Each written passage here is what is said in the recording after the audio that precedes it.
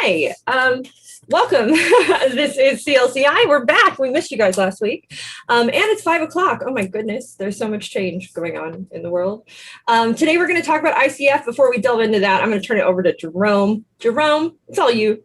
Hello, everybody. Welcome back. We did miss you guys last week, but that was for a good reason. So we can go ahead and refresh and update for our new time. We're now prime time, 5 o'clock. Expect to see us at this time moving forward. And hopefully we can expect to see some more of you guys join us since for the most part, again, prime time, we should be hoping that some of you guys are free that we weren't used to being free at this time.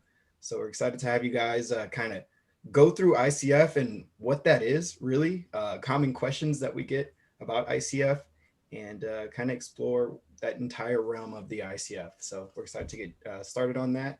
And what's ICF? I think a good question to start with is, what is ICF? What is that? We can start with International Coaching Federation if you're unaware of at least the acronym. So what is the ICF, everyone? So we use International Coach Federation, or formally here on in this conversation, we'll say ICF. ICF, we use them as a standard, the golden standard of what credentialing means and accreditation mean, what that standard is set so that we all understand that certification is important and that we meet a criteria under that credentialing and accreditation. Now I'm using two words separately for a specific reason. Dan, why am I doing that? Oh, no. God. I was going to ask, because I heard the intonation differently in your voice. Like, what does that mean? So the differences between credentialing and certification. I talk with my hands a lot. So certification is about education only. We have level 1 and level 2. You have two different certificates. I think we have skipped ahead, if I'm honest. I think we have jumped ahead. I think we have put the cart on the horse here. Reel it back in. Why does anybody care? Let's talk about, no, serious though. Let's talk about the whole, why would I need a credential or a certification? Do life coaches need these things? Like, can anybody call themselves a life coach? Technically, anybody can hang a shingle. Yep. But do you want to go to someone who just hung a shingle? Not me. Yep. And the ICF is the big dog in coaching, credentialing, certification process, defining what is coaching and what should someone expect when they hire a coach versus getting potentially someone who is either really is a therapist or is playing therapist because they think they're going to put on this hat that says coaching and tell people what to do, or they're actually doing consulting and mentoring, which is about advice giving, where coaching truly isn't about that. And the other side of it is Wait. I don't get to tell people what to do if I'm a coach or give advice. What do I do different? I mean, that's what I would tell me to do things all the time when I was a kid. Isn't that what those are called parents? Yeah. Or sports coach. Yeah. So I know that this is actually something that comes up a lot for us especially a lot of times we get people who want to be coaches, and when they find out that they are just asking questions, that this isn't, they sort of go into a shocky mode. They go into this phase of like, well, what do? I have no clue. And what's my value? And what's the point? And there's no value in just asking questions. How do you respond to that? Two different levels. Mm-hmm. Your value is not your question. Your value is not what you know. Your value is in the client's transformation, and it's not about transaction either, because you're not selling your time, you're selling transformation. But the client's coming to me, they want something. Like, I have to be able to tell them they're getting, like, I'm giving them, like, I have to, these are the questions. So I'm genuinely. I get it. So they're going to want something. I can't tell them that I'm just going to ask questions. They want something. They want the space to be seen and heard. Yeah. And they wanted the ability to dream without judgment. And they want to know they matter. And they want to know they matter by self-discovery. In the moment, they may not recognize that when they say they want someone to assist them or coach them or whatever. But ultimately, once they get going, I mean, think of yourself. When have you liked to be told what to do? Mostly, none of us do. Sometimes we'll take a bit of advice now and again, but overall, we're going to do what we want to do. And I would rather somebody pull it from me than sit there and start telling me what to do. This is Um, the heart of it. I mean, most of the time we know what we want to do, but we don't listen to our own internal voices because we've never been given the space to really let it out, because people tell us you shouldn't do that, or why would you do that? They come get all kind of judgmentally with us.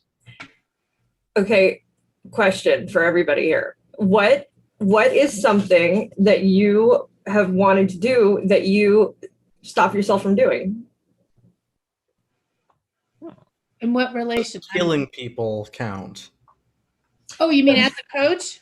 Just in general, in any situation, like give an example of like, I'm coming to you and I'm, we're talking about this concept of people wanting to do things but being told they can't, and so they decide they can't. What is an example from you personally in your life of something that you want to do that you had somehow convinced yourself otherwise? I can tell you. Oh, Yeah.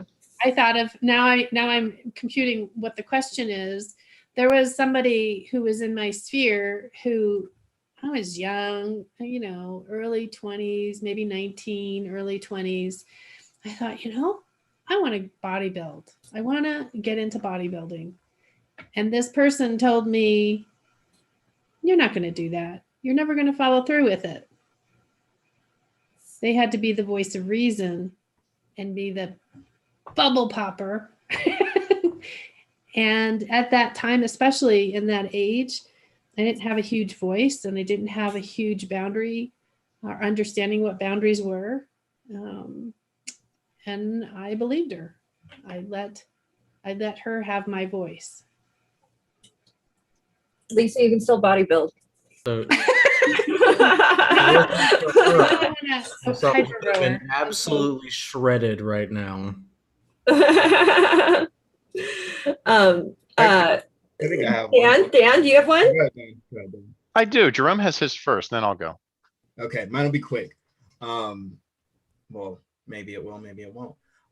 So I, for some reason, I know the reason, I stopped myself from going out and trying to attain new friends, because you hear all the time, your circle gets smaller the older you get. So don't waste your time on, going out and trying to grow that circle, because the older you get, the smaller it gets. I think I have that limiting belief within me that kind of holds me back from going out and trying to meet new people from different walks of life. I'm just kind of, I guess, stuck would be, I guess, the right word, in the norm, in the usual, in what I'm used to, who I met in college, and not really beyond that. So as a coach, what would you do next? How would you help him, Dan? Tell me about your goal of meeting people. What kind of people do you want to meet?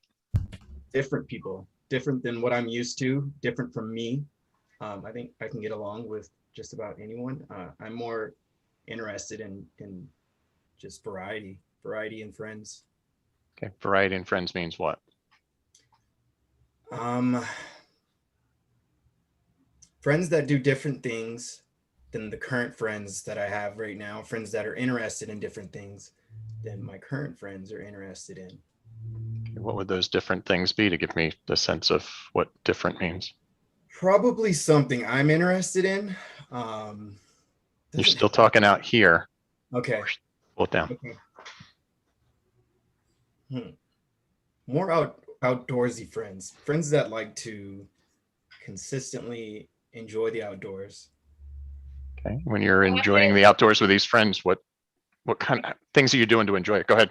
Hang on one second. I'm going to show what is not coaching for a second. Be that not a coach.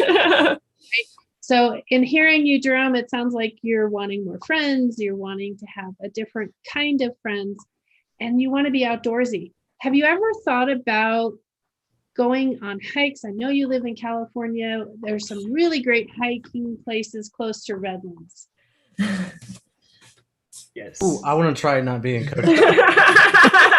I'm not a coach. What happened there is I told him what to do. Maybe I have a big heart. I want to be helpful, but it's still not coaching. Go ahead, Dan, pick up from where I did interrupt, but I wanted to. Anthony was in next. and Anthony's then- next. Anthony's going. Hey, Jerome, you're getting older. Natural to lose friends as you age. Maybe you should just accept the fact that you're getting less fit, you're getting ugly, might be getting stupider right now. But why don't you just accept who you are? Because finding acceptance, you'll be more at peace. So you should now. Never thought of that. Thank Dan, you for that, Anthony. I'd like to hear what you have to say to one of. Anthony gives terrible advice. While we're jesting, that's what a lot of people will do, is they'll stop the coaching process, which Dan was doing amazing and building a story. And then the coach will have an idea and interrupt that process and start sharing it. Okay, Dan, make us better coaches. What would be a better thing to do? Now I want to play the not be a coach game. Okay. It's more fun. Sorry, Jerome, you're never actually gonna Yeah. get anywhere with us. Go for So it. Jerome, do you think you'd have more friends if maybe you weren't such a fan of the New Orleans Saints? Knew that was coming. Might be. So when we talk about these different things, maybe a different football team? That's what I was thinking. Maybe something a little more red. I know though, in the beginning, in Lisa's example, when Lisa what she's genuinely, it sounds as if it is harmless advice. It sounds as if it is helpful. It is, but what we learn as coaches that I think is important to state is that by giving him the answer of hiking, of doing that, you have already made his world smaller. You have already given him a solution that maybe is not the best or ideal solution for him. It is your solution. And so you have, in essence, taken a whole world of possibility and done what every other person on the planet does and shrunk it down to this much and not let him explore who he really is and what he really wants. Speaking of value, Lisa's response, she asked, have I ever thought about going out and hiking? I'm assuming by myself. The answer is yes, I have. So that response has little to no value to me.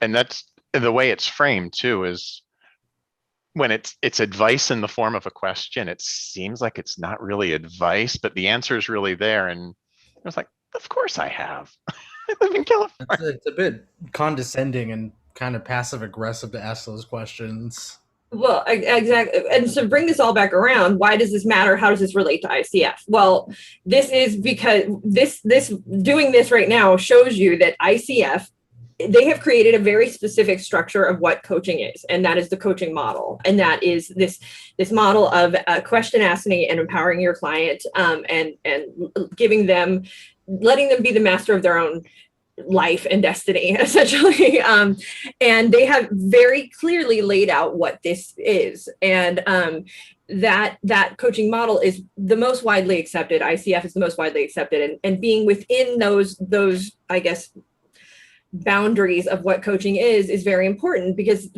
it's the wild west. Otherwise, out there, nobody is, you can't, anybody, I have training, but anybody could put on a hat, or you don't even have to wear a hat, but call yourself a life coach and go out there and start doing it. And there are some that are tremendously successful and tremendously valuable and helpful, but that does not always mean that they are in fact offering coaching and what coaching is, at least within the model of ICF.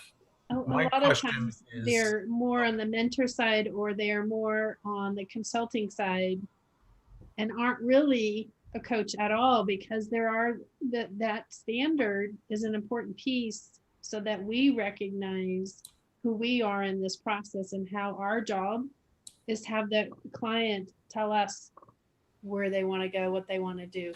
So for them to be empowered, not for me to have the power. And seeing a big part of that is seeing the client as healthy, whole, and complete, even if they don't feel that way, because we're not fixing them. They're not broken. They've just forgotten they're okay. And that's a very different thing than being broken. Yeah. I was just thinking about your statement. That it was a powerful statement. So within, I mean, are there any other governing bodies out there is my other question, is the next. That's what I was going to ask too. Does ICF have competition we got to take care of? They would be the comparison of your local neighborhood burger joint that has 2 locations to McDonald's at this point. I mean, at this point, the U.S. government has acknowledged ICF as acceptable training for their federal employees, for their executives, and it's only ICF. So they've really, even the government has put their weight behind ICF and what it is they are doing and what it is they are offering. And they're active in, I think the last time I looked, it's like 130 countries, 40,000 members, 30,000 of them are credentialed. Of that, 16,000 and change are ACC, 11,000 and change are PCC, and about 11 or 1,200 are MCC. So when you think about the plethora of coaches that are out there, and only 30,000 of them are holding credential, that says a lot about even so, this organization. I was surprised at the number of, because I was recently looking at the global coaching study, and I was surprised they say within the study that there are 71,000 coaches worldwide. And that just doesn't seem like enough to me. It seems like there should be far more, but according to that study, that's where it is. But of course, that may be with it that are, I'm going to pull it up so that I have the exact information. But I was surprised. I was like, wow, it seems like there should be more. Competition, there's smaller companies out there that are providing a similar service.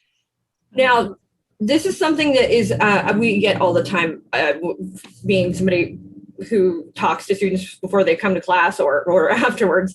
There are a lot of people who go out and get training, and then they specifically want the training so that they can use it in a certain capacity, and then they find out that training is not ICF accredited, and that's sometimes when they come to us because they've already been through 6 months of training, and then they just want to do the 3-day, and it works out very nicely for them. But a lot of times they're very frustrated. And what is, for you guys in your experience, what's the best way to find out if a school is accredited? Well, I want to back up it just a little bit. We make it easy so you can see that we're accredited. We have the link on our home page. So you can just tap on it and it takes you to ICF. And so that's the easy thing. Not everyone has it on their websites. Most of the schools will have the logo that they provide us, they meaning ICF. They provide each school a logo. They've updated their logos currently as well. There's the that you can go to. I forgot the title of it, Brooke. I know you remember. The TPSS system. Stands for the Training Program Search Service. Yeah. All of the ACTP, all the AS accredited. Oh God. Okay, that's the one thing for those of you who are where this video is for the newer people, for people who aren't, fully versed. One thing to prepare yourselves for, just get ready. Lots of acronyms are coming your way when you become a coach. Like they are inescapable. It is a part of coaching. You will have an acronym thrown at you now and again. And getting them all straight is not always possible. So again, what we were talking about, so using the TPSS system, which you can find through ICF if they have their logo. It's simple. I mean, really, you want to get on the website and make sure they're there on ICF's website, and they have that coachfederation.org page, essentially. It's really, I think, important to make sure you verify. There had been some not so honorable people using logos. That's, I think, part of the encouragement for ICF to change how they're doing things as well, so that us honorable ones are acknowledged. Let's talk quickly about the coaching model again. Let's go back to that a little bit and what that is and what that looks like and what it is, what it isn't, but also what is, if I am a coach, I am a consultant, can I integrate coaching into my consultancy? How does that work? How does all of that function? Because we get a lot of people, or niching even, like, do I have to have special training to be a health coach, or to be an X, Y, and Z, a transformation coach? And what do you say to them? So if you're coming to us, right? So I'm going to talk as if you're coming to us. You're coming to an accredited program with ICF. We're going to keep all the vocabulary neutral so that you can move it into any niche you want. Coaching, model, behavior, interaction can all flow in any direction, any niche.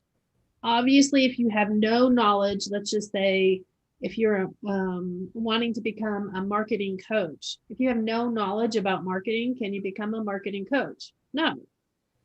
Right? So you're going to utilize the information that you already have, that wisdom that you've already built within yourself, and add that coaching. Oops, I forgot to turn my phone off. Me too. And and be the coach that is an expert in whatever that direction is. As I am a couples coach, I have taken lots of training in relationship work. I started that training back when I was 20 something, not 20 something anymore, but I keep taking more and more training, because one, vocabulary shifts, words shift into a new direction. So I pick up tools and tips and techniques, but I also stay fresh into the process of what it means to be devil's advocate here. So if coaching is just asking questions, what do I need training for? Like, what are you going to teach me? I know how to ask a question. Yeah, most people don't know how to ask a question. In fact, what? And I'll go even further. Right now, they don't know how to ask the powerful questions that actually create breakthroughs for the client, because they aren't present with the client. They're thinking about what they want to say to add to the conversation, instead of pulling the conversation out of the client, which is what the coaching model is about. And as we've said, that empowers them, that brings that them to have the answers. Now, I know there's a lot of flack that sometimes coaches get about being too goal oriented, or pushing people to, just being. Can you speak into that at all, if you? Yeah, I'm happy to, because those are the coaches that irritate me to no end, that feel like I've got to get this person to a breakthrough right now, and they're paying me for this result, and we're going to get you there now. No, that's putting your agenda that you have to get them to a breakthrough prior to or ahead of the client's process and how they want to go through it. Not every session will have an action step or an outcome. There's a lot of sessions that are all about unpacking, and the client gets their movement in between sessions. The ones who are out there who are all gung-ho that we got to make something happen now, they're not honoring coaching in that way, and they're pushing, in a lot of cases, they're pushing the client too hard. There's a time to adjust for that, and there's a time to ask those challenges and put them in, but always giving the client the option to say no, and asking their permission to challenge them. Would it be appropriate to say that probably around maybe 80% of the work of coaching happens outside of the coaching session, as reliant on the client? Or maybe even upward more than that as well? Well, I would definitely say that the impactful way that coaches integrate with the client, allow for that client to get in a deeper place with the process, because otherwise they'd already be doing it on their own. So that client coach relationship allows that building of that deeper connection with whatever direction that client's going. And I would even add there, just by being with the client and allowing for the conversation to take place, because of that what you just said there, Lisa, they wouldn't be, if they could do it on their own, they'd be doing it. Having the conversation is going to get them there faster, more likely than not having the conversation. So whose time frame is the agenda? Because some coaches out there might want to be like, we're going to get you to a certain place in 3 months, but maybe that client's timeline is 6 months or a year, and they're comfortable with that, but they still reach their outcome. By the way, Sue has been watching and I have missed all of her comments. And hi, Sue, how are you? And she says, by the way, she said she's a Bengals fan and that she says, I'm getting better at asking questions and shutting up, she said. So just wanted to interject there. I was like, hey, sorry about missing you, Sue. I hope you're still there. Beyond, so again, this thing with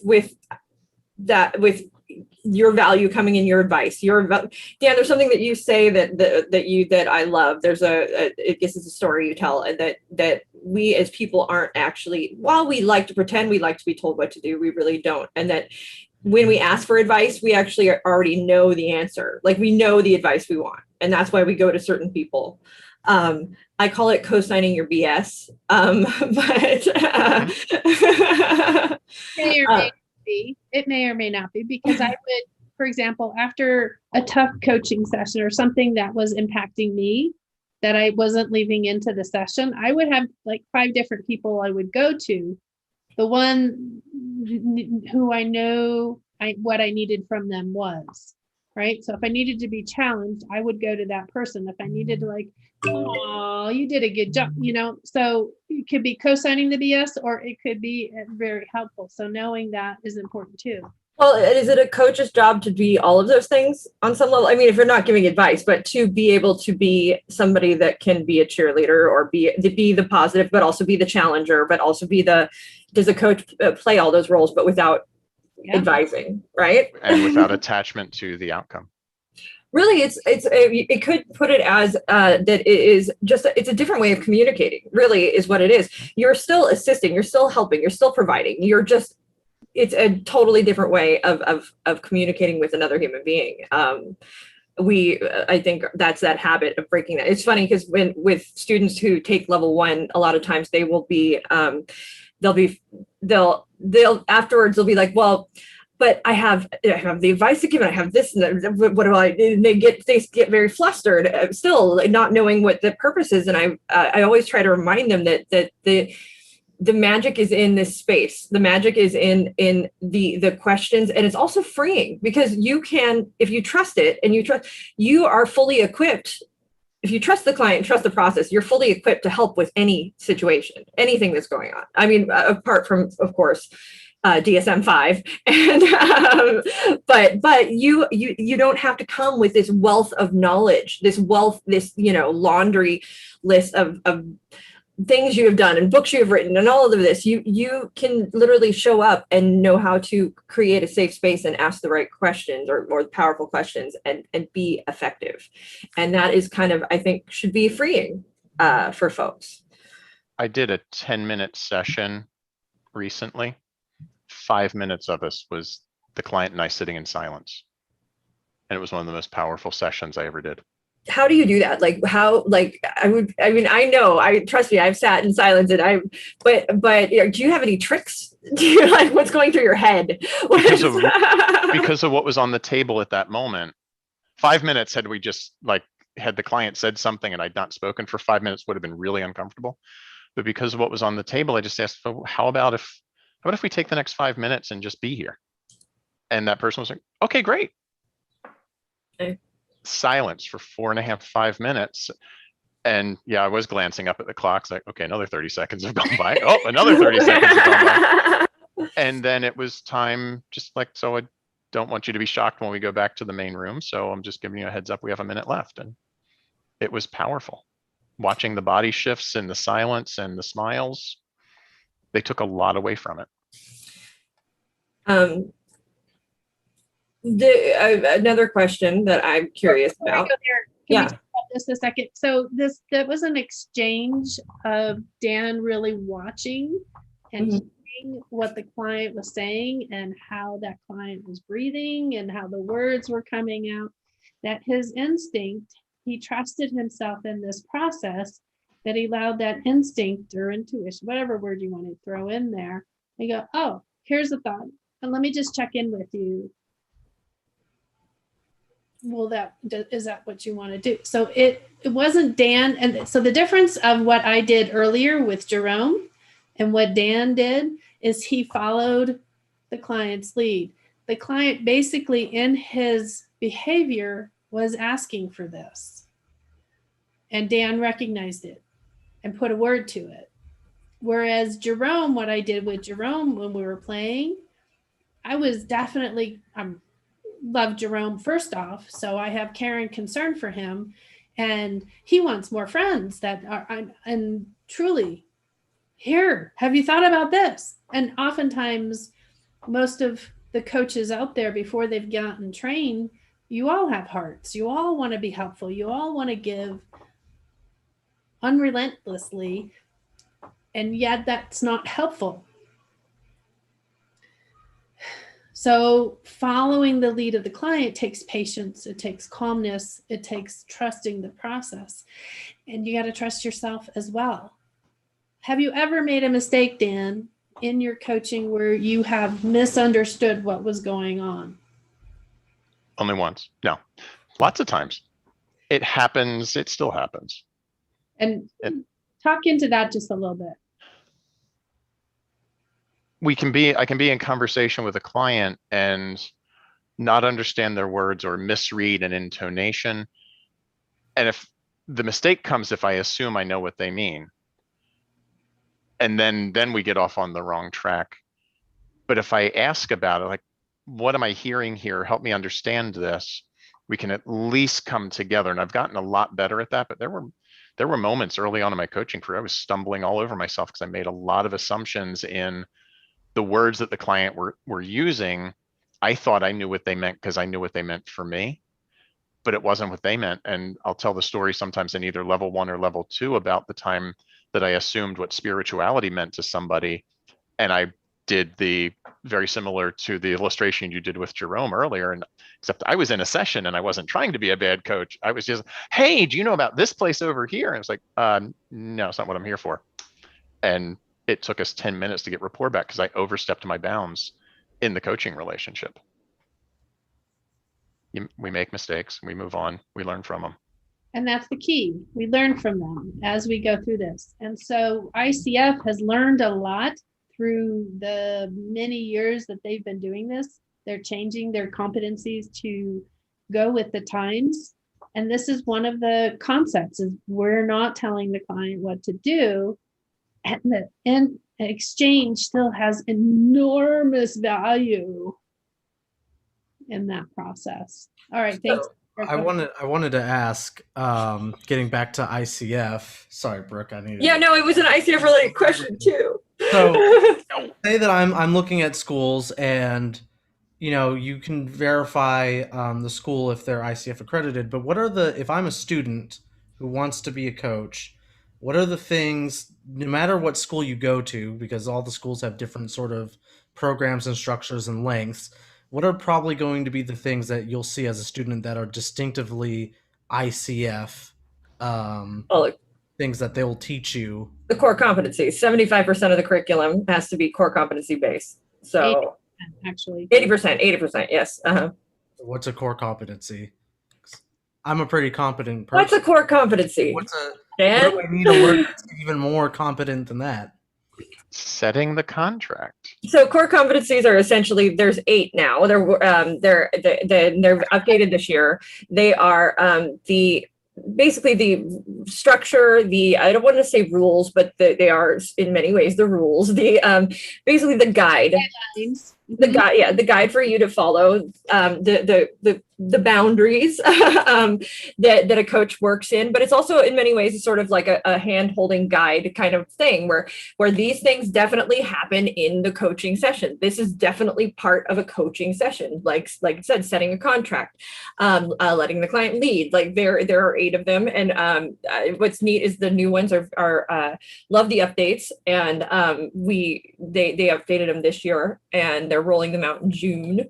And so that is really sort of that, and the ethics as well. The ethics I was going to ask that as the next question. That is, too. the ethics are very important as well. So again, just like any self-help field, and I think really any field, any business, anything should have some sort of code of ethics as human beings. I think that's an important thing for us to have. So ICF has a very specific set of them as well. I believe there are 28 of them. The ethics? Sounds about right. Yeah. Sounds about right. 28. So if I'm a student, I should whatever place I choose to be taught at the very least, they should go over with you what the code of ethics are and what the core competencies are. Well, if it's ICF accredited, 80% of their curriculum has to be supporting and teaching the core competencies in some regard. Now, does that mean that they're just going to like read them over to you, out to you all day? No, it means that they will take them and expound on them and demonstrate them and show you different ways to utilize them. It doesn't mean that you're going to be verbatim memorizing the core competencies. It just means that is what the basis of the teaching is going to be within that school. So I'm liking this whole ICF thing so far. How do you become a member after I go to school? Before we go there though, before we even go there, wait, my turn. What if I have NLP training. I have hypnosis training. I have training in somatic healing.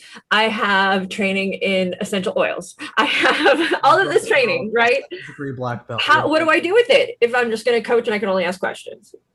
Toss it out the window. I'm just kidding. There's lots of things you can do with it. And why did all these things exist? Because anybody who's in the coaching world is going to run across these things are going to cross your path at some point. So all of this supports the health and wellness and mindfulness, the wholeness of a person. And when they're coming to you for coaching, you're going to stick to coaching. When they're coming to you for NLP, you'll do NLP. People go to people for NLP? Yes.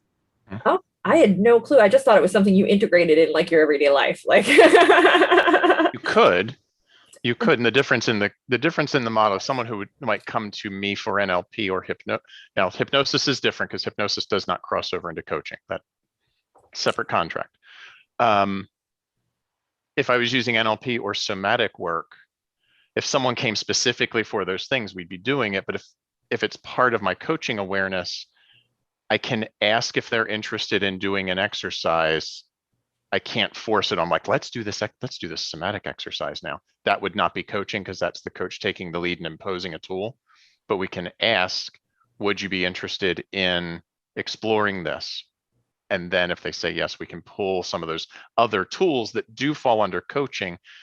But I'm hesitant to say all of that here because the main thing is, you got to trust the model first and let those tools come in later. You need mastery of this before you start incorporating all the other things. That's what I always tell the students when they're like, but it's only questions. And we harp on that. We drive that home so much because you have spent however long of time you've been alive learning to give advice, to communicate this one way. And in 3 days, we got to break you of all those habits. Like we have to retrain your brain and retrain you give you a whole new way of communicating and approaching other people. And so because of that, we skyrocket to the other side of the realm. Like, we've got this side and this side. We take you all the way to the other side. And that's in the hopes that when you find some balance is really what we want. Because if you don't, there's a little bit of rigidity in embracing the model in level 1 because we're setting that solid foundation.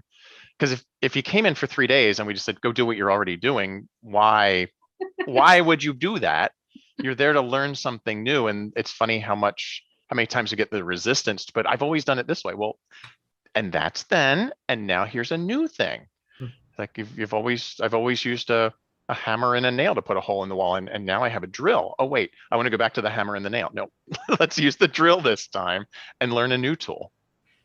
Sue has a question. She says, if a client starts sharing about what's been happening since last session, I let them talk and then try to ask, so is this where you want to focus tonight? In essence, is that setting the contract? Not yet. Maybe. It's also a bit leading. Yeah. Mm-hmm. Mm-hmm. It's better to open it up and say, thanks for sharing that. and where would you like to go tonight, rather than the is this where, because then you're connecting back to the idea they presented. So, okay. I'm still reflecting back because I don't want the client to think that I haven't been listening. So nutshell, what I've heard, and share with me where you'd like to take tonight's session. Yeah. So can we say it one more time, this time without the part, just how would, I'm sharing about my day. This is my day. Thank you, Dad. It's been my day. Thanks for sharing. Thanks for telling me about your day. And I heard these things coming out of your day. So as we're sitting here in our session tonight, we've got about 55 minutes or so. What would you like to focus on this evening? So you didn't pull the through line. You let that sit and be in its own space, and then you started the new space. And this is when we start the session. Okay, that's very clear. I appreciate and that's starting the session. That's not setting the contract yet. Right. It's setting the contract. What does that look like? I'll be your. So I've heard you share about your day. Thank you. Sounds like it's been an awesome day. What would you like to focus on this evening? Or, well, we're assuming this evening. What would you like to focus on in our time tonight? I would like to focus on doing lives on Facebook. Doing lives. So just so I understand, what does doing lives mean? Just how I do them and how to approach them and what topics to use. Okay. So in that space of discovering topics, how to do them, what would you like to get out of this conversation this evening in the next I would like to know, I would like to have a specific plan of live topics for the next 2 months. So a specific plan of topics for the next 2 months. Mm-hmm. By the end of our conversation tonight. Go ahead. This is now opening up what we're going to do, what you're going to work on. This is opening that contract. Okay, go ahead. So by the end of our conversation this evening, having a plan for the next 2 months worth of lives. Yes, I want to plan for the next 2 months worth of lives, topics for each week. For the next 2 months by the end of the session, please. Thank you. Let's do it. And there we have parameters for the conversation. Now, but quickly, that is important because why is that important? What? There's also one more piece is how will we know that you've made how will we know that you have successfully made that plan? And I would say, well, I would have 8 topics planned out in front of me on paper, ready to go by the time we're done. Or maybe it's not that on paper. It could be different for anybody. Maybe it's that I will walk out of here and know what they are, and I will write them down as soon as the session's over. It could be any number of things. But why is that important? Where I know you, I'm familiar with you being a writer. I'm already familiar with you liking to write. So I might even ask a question around that with you. Why is that important? Why is what does that do for the session? What does that do for the client? What does that do for the coach? So it keeps, go ahead. No, go ahead, Jim. It keeps us on focus, and that's where the structure comes in, instead of just sitting down with friends and I want to do some lives. Oh, wow, that sounds really cool. And we just meander and have no point. When we put the structure on, I use the metaphor, it's like putting bumpers on a bowling alley. And by setting that marker of at the end of the session, we're going to have a plan for 2 months worth of content. Now, as the conversational ball rolls down, if Brooke starts telling me a story about all the other things going on that distract her from writing content, we can ask the question to steer back in. What's most important to hear this story? Because you know how my brain works. I see how it is. No judgment, only observation. So we can ask the question to steer it back in, where when we're sitting with family and friends and there's no structure in the conversation, we wind up talking about God knows anything that just happens to flow from one sentence to another. But also on another level too, as a coach, while it helps you to sort of prove your value or worth, right? In many ways, I walk in as a client, I know what I want to work on. We talk about it. I know I'm going to have that thing, whatever it may be, by the end of that session. And that in itself is sort of a return on investment. In at least from my perspective, it is. And it's a way for them to measure that progress as well. And it's also a big thing for the coach who's worried about their value being in how do I show up and what do I deliver for an hour? Just ask. What's your takeaway from this session? And as soon as they say it, there we are. That is beautiful. Like thank you for that, by the way, because that is right there is the answer. So wait, why would any client want me? Why would they hire me? What would they want me for? Well, all you have to do is ask them how they want to use that hour. And it's up to them. It's in their power, and you give them that space to do so.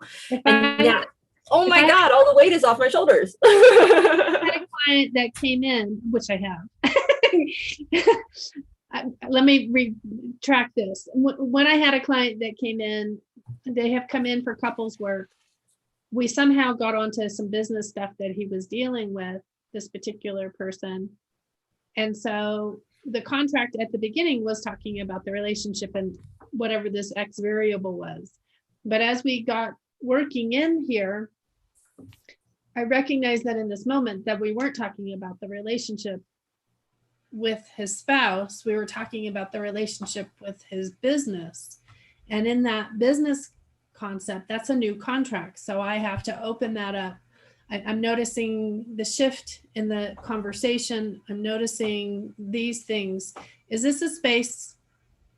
Would this be a good place for us to talk about this? Right? Or are we focusing back? So I have to give a boundary in this sense, because what the conversation began with is relationship. So I have to remind him, you set this boundary or you set this expectation from the coaching session tonight. I'm noticing that it shifted. I'm happy to go whichever way you want. And in this particular case, they went to business because they found through the discovery conversation that business piece was what was affecting this relationship piece. So in the discussion of the business portion, that freed things up to get a different perspective on that relationship piece. Well, and being somebody who is non-linear too, and Dan has been in sessions with me and knows, so just what we mentioned.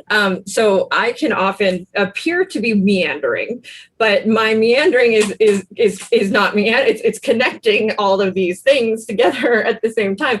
But what Dan has never done when he's coached me is go, you've gone off on the left field. Like what he does is he asks how it relates, asks if this is where I want to go, asks if I'm still in the space, and he doesn't assume or push on me that I have gone wrong or gone left. He checks in, really is what it is, and then lets me guide. And that is really the big. There's a powerful difference there, because you can very quickly make a client feel like they have been gotten in trouble or they've gone off on the left and lose rapport and lose that trust by not handling that sort of situation delicately or just respectfully, really. Is what it is. Here's a good example of this too.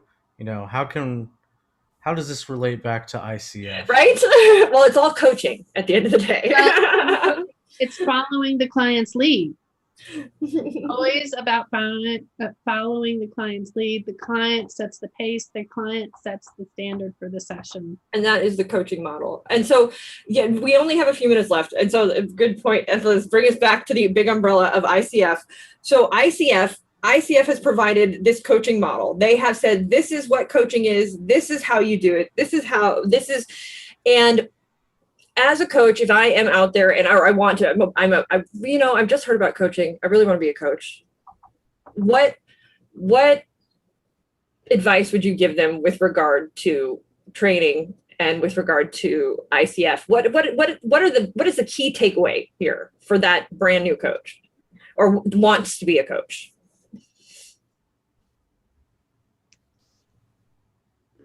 I would say first, look for a certified program and verify it so that you are getting, and in this case, an ICF aligned, because they are the big dog in the space, that you're going to be learning the proper model, because the other side of all this is, and the question was asked early on, why is it important?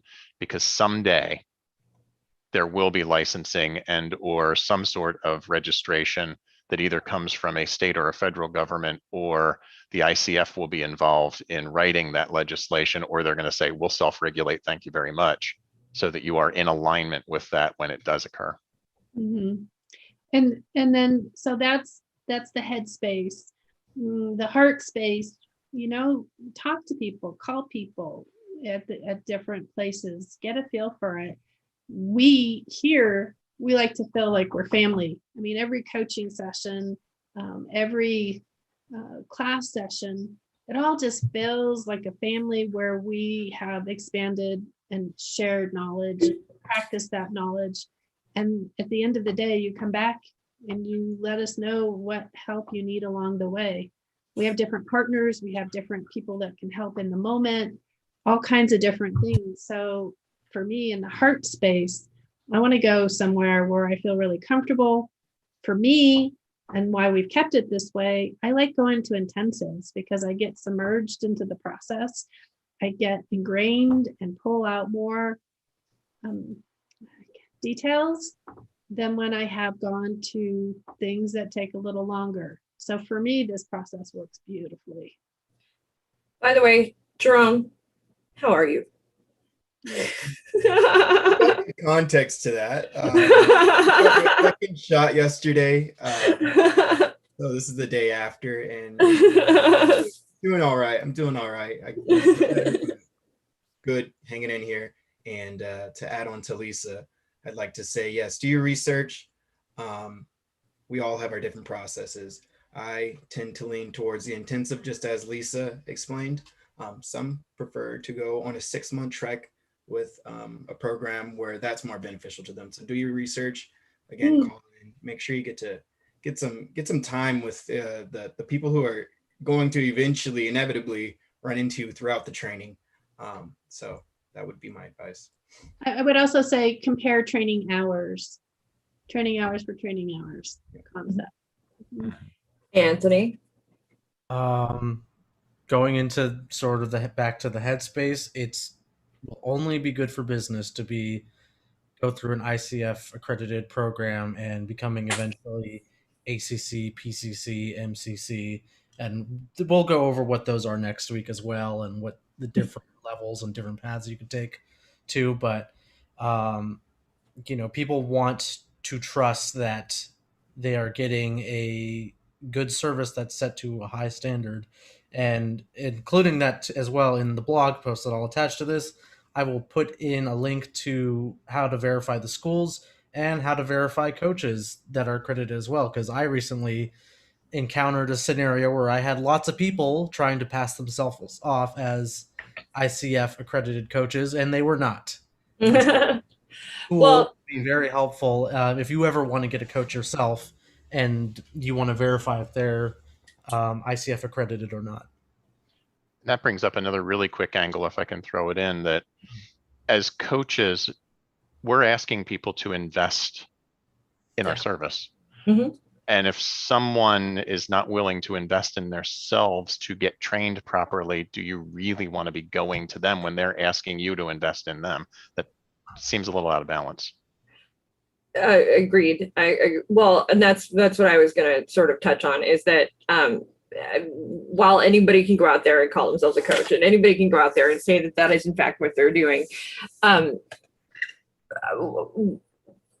I myself personally would like to know that what I'm truly offering is in fact coaching, and is in fact that, and I just would hope that people would acknowledge that there is a reason it's called coaching. There is a reason it's a specific thing. It is not just like, it's not something that we can just run. I can't go out and coach professional baseball tomorrow just because I feel, like just because I watched a game. It's not possible. There's some training that has to come into play for that to happen. And so take the time to get that training. And there's a lot of different offerings out there. There's a lot of different ways to get it. There's a lot of it spans the gamut of training. And so there's something out there that will fit in your world, that will fit your schedule, that will do well for you, and just take advantage of that. And it, like Dan said, invest in yourself so that others invest in you, and know that by doing so, it will only provide you with more knowledge, more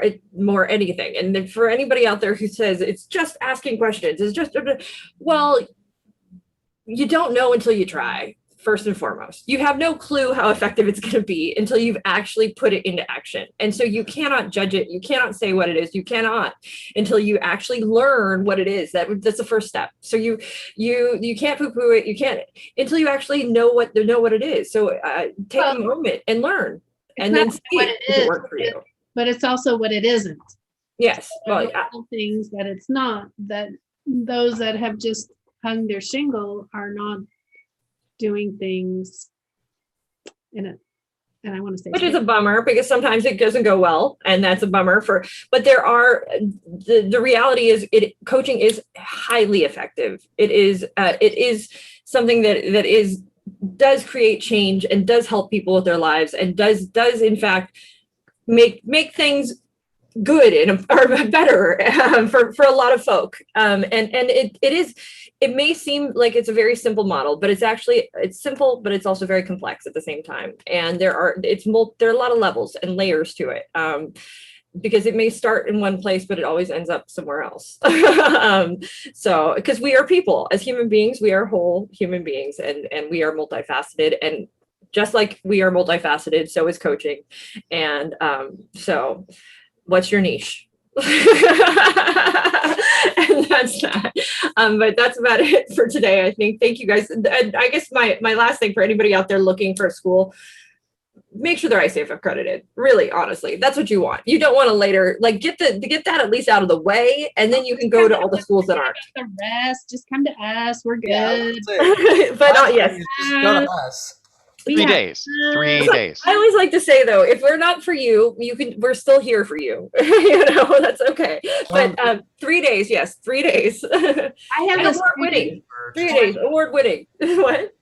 Never mind. I probably shouldn't say this. I have someone who calls me and has been calling me regularly for the last 3 years who has not come to us, went somewhere else, and did not get. I have one as well. That has never been to our school, that is regularly gets advice and help from me, and I advise. Yes.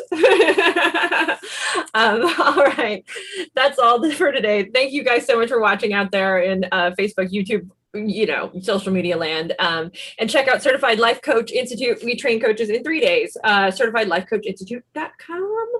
I'm gonna create our own jingle.